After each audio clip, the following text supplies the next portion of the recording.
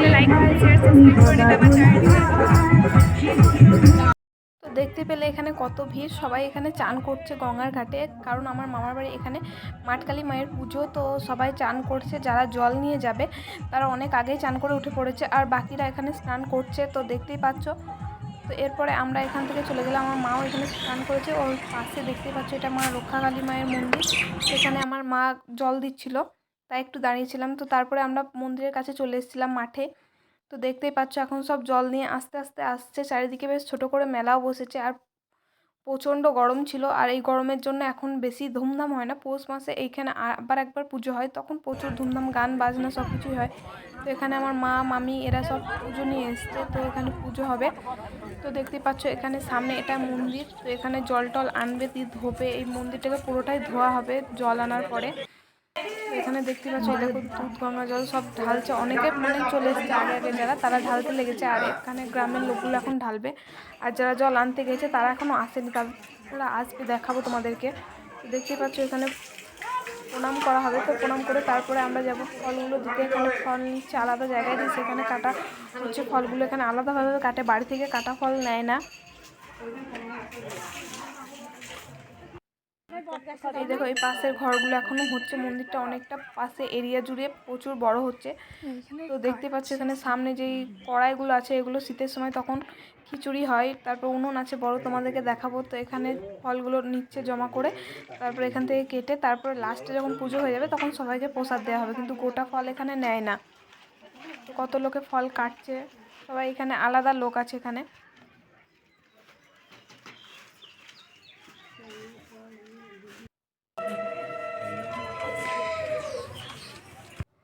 দেখতেই পাচ্ছ মাঠের মাঝখানে এখানে প্রচুর গাছ ছিল, গাছগুলো কেটে দিচ্ছে, খুবই সুন্দর লাগতো আগে মন্দিরটা, এখনও ভালো লাগে। তো পাশে এই উনুনটা দেখতে পাচ্ছ, এটা শীতের সময় যখন পৌষ মাসে হয় তখন এখানে রান্না হয়। এখানকার ঠাকুরটা খুবই জাগ্রত ঠাকুর,